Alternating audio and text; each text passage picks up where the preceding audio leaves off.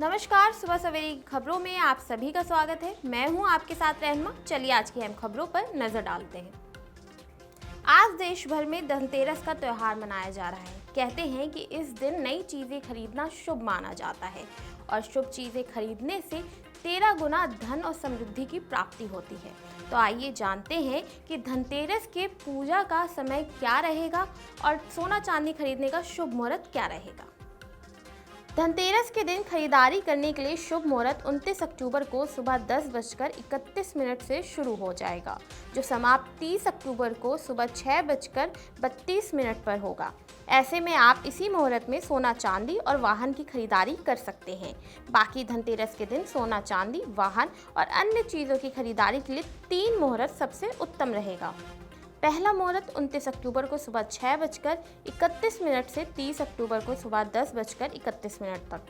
दूसरा मुहूर्त सुबह 11:42 से दोपहर 12:27 तक। तीसरा मुहूर्त शाम 6:36 से रात 8:32 तक रहेगा। बिहार के निर्दलीय सांसद पप्पू यादव को लॉरेंस बिश्नोई गैंग ने जान से मारने की धमकी दी है, जिसके बाद से पप्पू यादव ने गृह मंत्री अमित शाह से Z+ सिक्योरिटी की मांग की है। देश के हित में झारखंड महागठबंधन के लिए मैं यहाँ काम कर रहा हूँ, अपने कर्तव्यों का काम कर रहा हूँ। अब मेरी सुरक्षा की जिम्मेदारी सरकार जाने, क्या होगा, दायित्व सरकार की है। मैंने तो डीजी साहब से कही, मैं आईजी से कहा, मैं सीएम साहब से कई बार मिलने का प्रयास किया, नीतीश बाबू से। मैं उनके चीफ सेक्रेटरी से बातचीत की सुरक्षा को लेकर के। जिन लोगों को कोई सुरक्षा की जिम्मेदारी नहीं है, दायित्व नहीं है, जो सत्ता के साथ रहेंगे, जिनको सुरक्षा का कोई मतलब नहीं, उनको ये लोग जेट देंगे, सब कुछ देंगे, बाबा को देंगे, सबको देंगे। लेकिन जो व्यक्ति लगातार, जिस व्यक्ति को एक ट्वीट के कारण, मुझे नहीं पता कौन है क्या है, जो लोग धमकी देते हैं, मैंने समय समय पर डीजी साहब को, 4 एसपी को मैंने वो बात बता दी, कह दिया। मुझे लगा इसको ओपन करने की कोई जरूरत नहीं है, हाय तौबा मचाने की जरूरत नहीं है। और इतनी धमकी के बावजूद मैं बम्बई गया था। बाल संत के नाम से मशहूर 10 साल के अभिनव अरोड़ा को भी लॉरेंस बिश्नोई गैंग से जान से मारने की धमकी मिली है। ये दावा उनकी मां ने किया है, जिसके बाद से सनसनी मच गई है। सोशल मीडिया के थ्रू हमारा सोशल एसेसिनेशन करने की कोशिश की गई है और ये प्रोपेगेंडा तकरीबन 1 महीने से चल रहा है। अभिनव ने ऐसा कुछ गलत नहीं किया है जिसके लिए हमारे पास धमकी भरे कॉल्स आ रहे हैं। हमारे पास कॉल्स आते हैं कि आपके बच्चे को मार देंगे, काट देंगे, बहुत अपशब्द बोल रहे हैं, बहुत गालियां दे रहे हैं। अभिनव ने सिर्फ भक्ति करने के अलावा कुछ ऐसा गलत काम नहीं किया है जिसके लिए उसको इतना कुछ बर्दाश्त करना पड़ रहा है। मैं आपको आज की बात बता रही हूँ। आज 3:30 पौने 4 बजे के करीब हमारे पास लॉरेंस बिश्नोई ग्रुप से एक मैसेज आया व्हाट्सएप ग्रुप में, जिसमें हमें धमकी दी जा रही है कि अभिनव को मार दिया जाएगा। इसकी मैं आपको थोड़ी सी हिस्ट्री और बताऊंगी। कल रात को हमारे पास एक कॉल आया 8 बजे, जो मैं पिक नहीं कर पाई, क्योंकि दिन में इतने सारे कॉल्स आते हैं कि हम हर कॉल को पिक नहीं कर पाते हैं।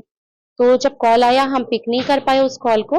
आज उसी नंबर से, जिस नंबर से मैंने पिक नहीं किया था, उसी नंबर से 3:30 पौने 4 बजे के करीब एक मैसेज आता है और मैसेज में सिंपली सिर्फ एक ही मैसेज दे रहे हैं वो हमें कि अभिनव को वो जान से मार देंगे।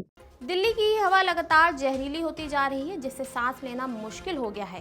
केंद्रीय प्रदूषण नियंत्रण बोर्ड के मुताबिक अगले 72 घंटे तक और प्रदूषण की स्थिति खराब हो सकती है। दिल्ली में प्रदूषण से जुड़ी बीमारियों के मामले भी तेजी से बढ़ रहे हैं। देश की राजधानी में मंगलवार को भी कई इलाकों में AQI 300 के पार पहुंचा हुआ, जो वायु प्रदूषण के बहुत खराब श्रेणी में है। दिल्ली के आनंद विहार में आज सुबह 7 बजे AQI लेवल 317 दर्ज किया गया। वहीं वजीरपुर में भी स्थिति लगभग ऐसी ही है, जहां AQI लेवल 309 दर्ज किया गया है। सेंट्रल दिल्ली में भी हवा में सांस लेना मुश्किल हो रहा है। मंदिर मार्ग इलाके में आज सुबह AQI लेवल 285 दर्ज किया गया। पॉल्यूशन का स्टेशन भी लगा हुआ है और आजकल रोज अखबार में पढ़ रहे होंगे आप कि AQI लेवल सबसे ज़्यादा आनंद विहार में दिल्ली में 400+ चलता रहता है रेगुलर, और ये कुछ ही दिनों में हुआ है। अब अलग अलग फैक्टर हैं, हम देखते हैं कि फार्म फायर्स की वजह से भी बहुत इसका प्रपोर्शन आता है। 15% फार्म फायर्स का इस वक्त है। फिर कहते हैं दिल्ली में पोल्यूशन इंडस्ट्री की वजह से है, व्हीकल्स की वजह से है। अब हमें ये नहीं समझ में आता कि ये सब चीज़ें सर्दियों में ही क्यों होती है। गाड़ियाँ तो 12 महीने चलती हैं, इंडस्ट्रीज भी 12 महीने चलती हैं, तो ये फार्म फायर्स का क्या इसमें बड़ा मेजर रोल है। हमारा पानी भी इतना पॉल्यूटेड है, तो अब साइकिलिंग कर रहे हैं लेकिन AQI 400 के आसपास है। जाते ही हमारे गले पकड़े जाएंगे, हमारे को भाप लेनी पड़ती है, गरारे करने पड़ते हैं ताकि हमारे गले बचे रहें। आंखों में इतनी जलन है इस वक्त, बच्चों को भी और सबको भी। तो सरकार से निवेदन है कि इस बारे में क्या करा सकता है। सोशल मीडिया पर एक वीडियो इस वक्त खूब वायरल हो रहा है, जिसमें एक महिला की वजह से मुख्यमंत्री काफिले की गाड़ियां आपस में टकरा गईं। ये काफिला था केरल के CM पिनराई विजयन का, जहां सोमवार की शाम काफिले में शामिल सभी गाड़ी हादसे का शिकार हो गई और आपस में ही टकरा गई। दरअसल ये हादसा तब हुआ जब काफिले के आगे स्कूटी से जा रही महिला ने अपनी स्कूटी को अचानक ही दाईं ओर मोड़ लिया, जिससे काफिले में सबसे आगे चल रही गाड़ी को अचानक ब्रेक लगाना पड़ गया। इस दुर्घटना में CM की गाड़ी को हल्का फुल्का नुकसान पहुंचा है। CM पिनराई विजयन पूरी तरह से सुरक्षित हैं और उन्हें कोई चोट नहीं आई है। बता दें कि यह दुर्घटना तिरुवनंतपुरम के वामनपुरम में हुई, जब CM पिनराई विजयन कोट्टयम दौरे से वापस लौट रहे थे। इस दुर्घटना के बाद पुलिस ने मामले की जांच शुरू कर दी है। महिला स्कूटी चालक की पहचान करने की कोशिश की जा रही है। तो ये थी आज की अहम खबरें, जिन पर हमारी दिन भर नजर बनी रहेगी। ऐसे ही खबरों से जुड़े रहने के लिए देखते रहिए पंजाब केसरी नवोदय टाइम्स।